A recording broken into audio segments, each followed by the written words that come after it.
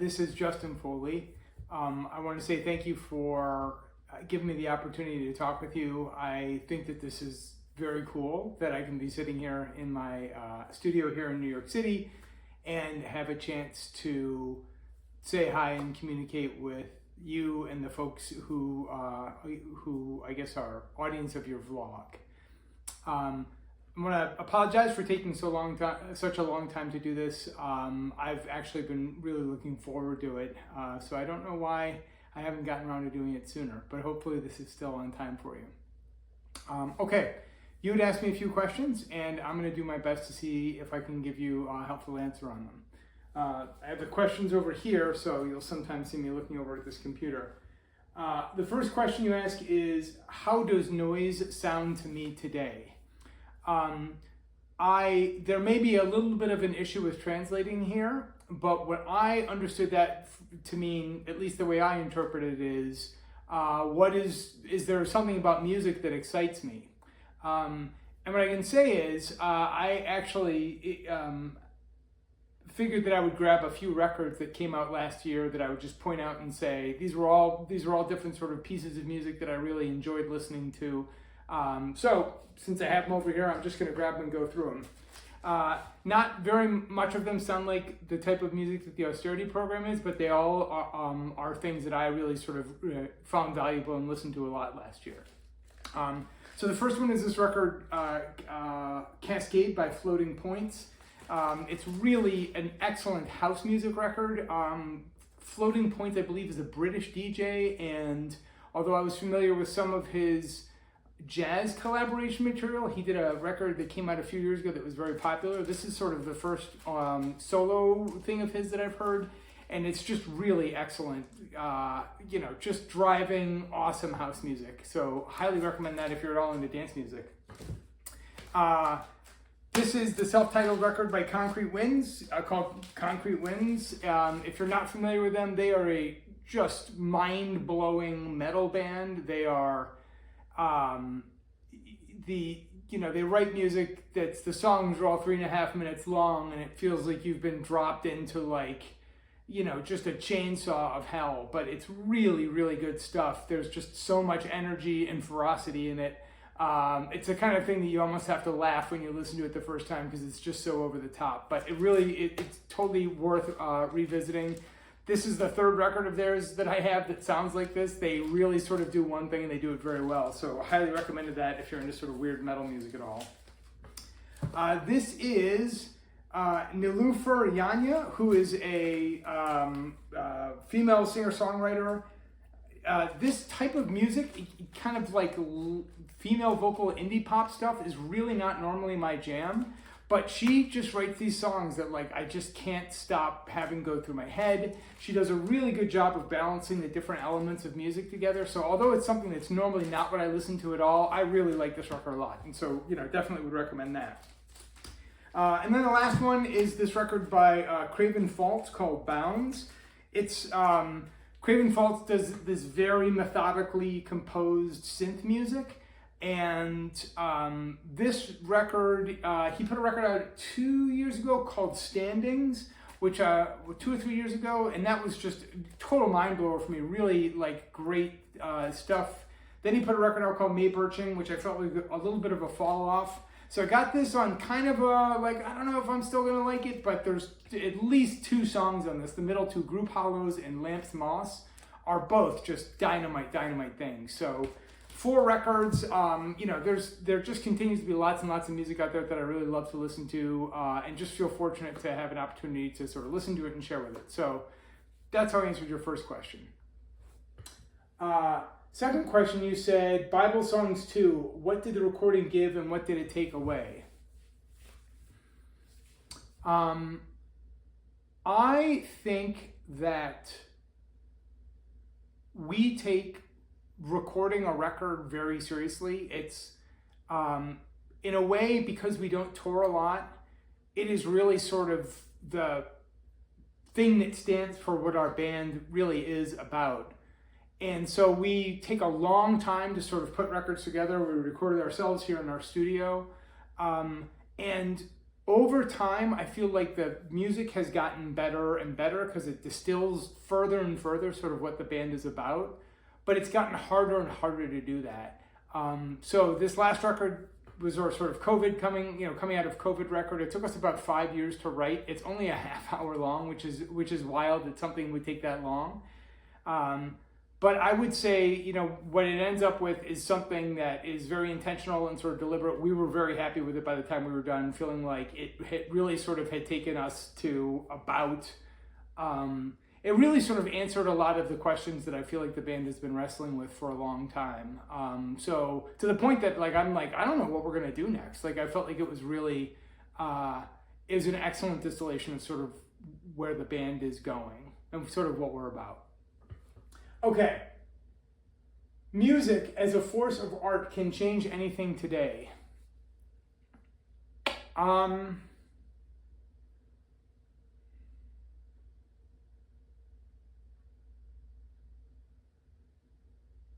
would say yes and no.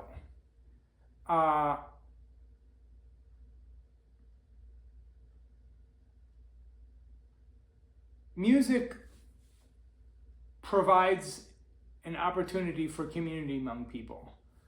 And that is shared music, especially music that is played live, but even putting a record out, participating in a community of people, me talking to you. It gives, music gives that chance for folks to sort of have that community with one another. And 2 weekends ago, I went to a protest, and I've gotten to the point that I go to lots of demonstrations and protests, and when I go to a demonstration or protest, I always bring a drum, because I find that the experience of finding where people are chanting and singing is always just brought together better when there's rhythm behind it, and there's music, and there's people can sort of come together about a thing. And so it's just obvious to me that when you get people together, and if they can communicate around music, they can create a sort of sense of connection and community. But at the same time, I think if you're interested in changing the world, if you're interested in sort of changing things around you, I think you're going to run up to the limits of what you can do with that with music.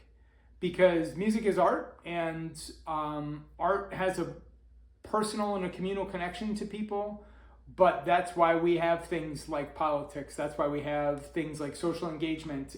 There are just other ways that I think if you're really interested in having maximum impact, you need to stretch outside of music to sort of be able to do that. Okay. Live performances are hysteria or treatment. I'm not exactly sure what you mean by hysteria or treatment, but I can tell you that for me, playing live is, when it goes well,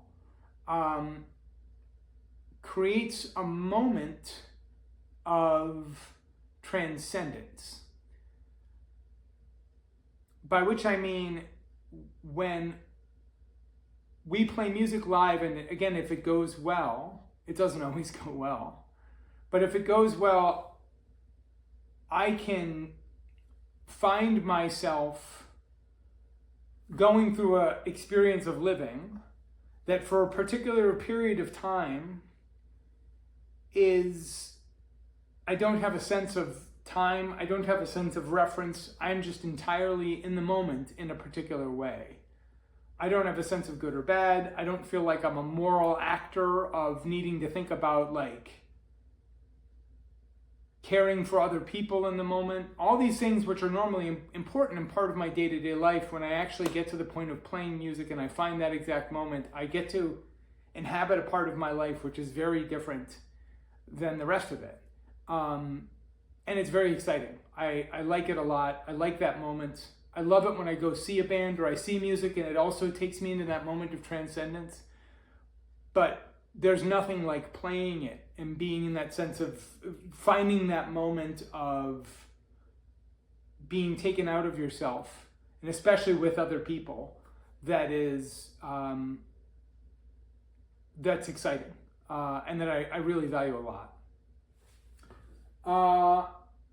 What do I dislike in reality? There's a lot of, well, I would say I'm a pretty optimistic person, and I try to be a pretty positive person. I do not like, the thing that really bothers me is cruelty. The thing that bothers me is when people who have power exercise that over other people in a way which harms them, especially when they don't have to. And if there's any joy in that, I find that very disturbing. So I really dislike cruelty. I would say that's the thing that sticks out biggest in my mind. Death as part of art. What is my attitude towards it? Death as a part of art. I don't know if I could say this about death particularly, but the music that we play is loud and aggressive. It just sounds that way. And we are initially drawn to play music like that because I like that sense of being lost in the big, the loud, the overwhelming sense of that type of music can do. Fast, pounding, just when it's done very well, I'm drawn to that emotion that evokes out of me, right? And so when I think about writing lyrics, or when we think about presenting the music, that sound and that experience seems to align itself well with when I rationalize it, when I think about it, like violence or anger or being overwhelmed in some ways very negative way, right? Like I would say violence is a negative thing. I would say rage is a negative thing. But when I'm drawn out of that in the music I listen to, it's funny because these are negative emotions, but my experience with the music is very positive and cathartic.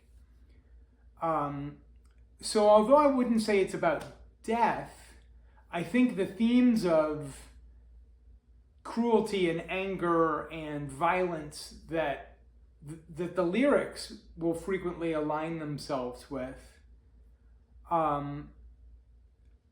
just try and answer to that sense of what the music sounds like. It would feel weird for me to be playing the type of music we do and to sing about happy things.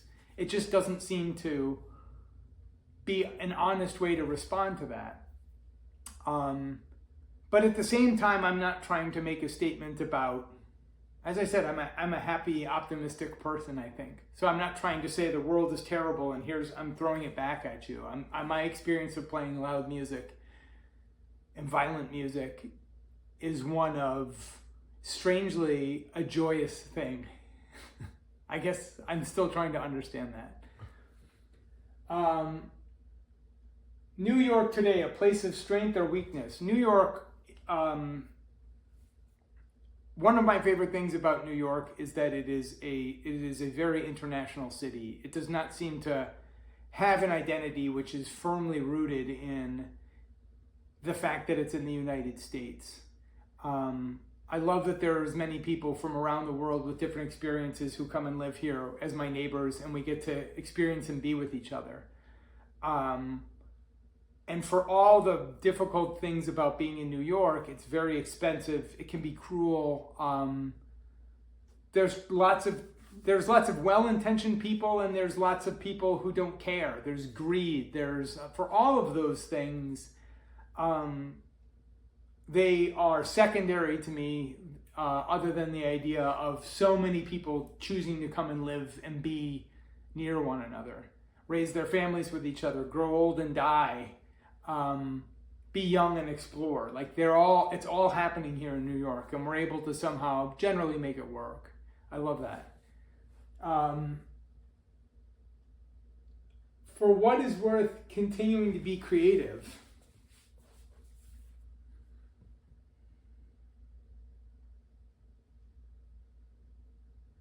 It's a very good question.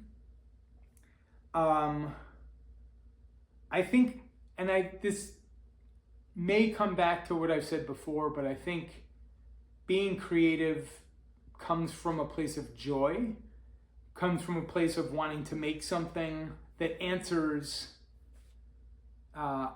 something emotional inside of you.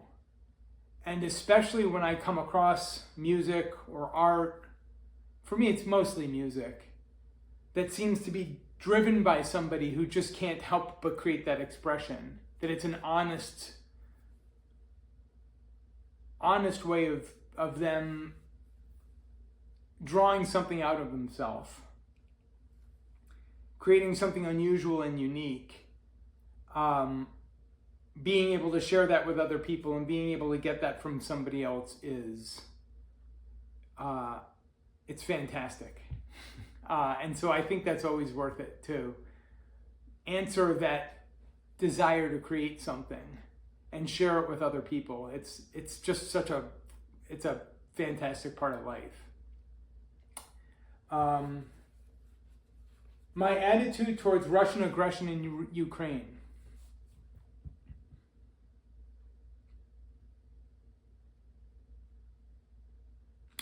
I could say two things. Number one, it's clear that Vladimir Putin is a tremendous asshole. And the world will be a much better place once he is gone. I will also say I play music in a rock or metal band in New York City. And while I try to stay informed through the news, I don't have any particularly good insight in terms of what's happening in Ukraine. And in fact, I would actually, you and probably almost everybody who looks at your vlog or who reads it probably has a more informed and interesting opinion than I do. So although I like to talk a lot on this one, I think I would like to shut up and listen. I'd love to know what you could tell me about what it's like to be in Ukraine today. Okay, I hope that works. Thank you again so much for doing this and your patience in waiting for it. I really love the questions and really am honored that you took the time to reach out to us. Thanks, Sasha.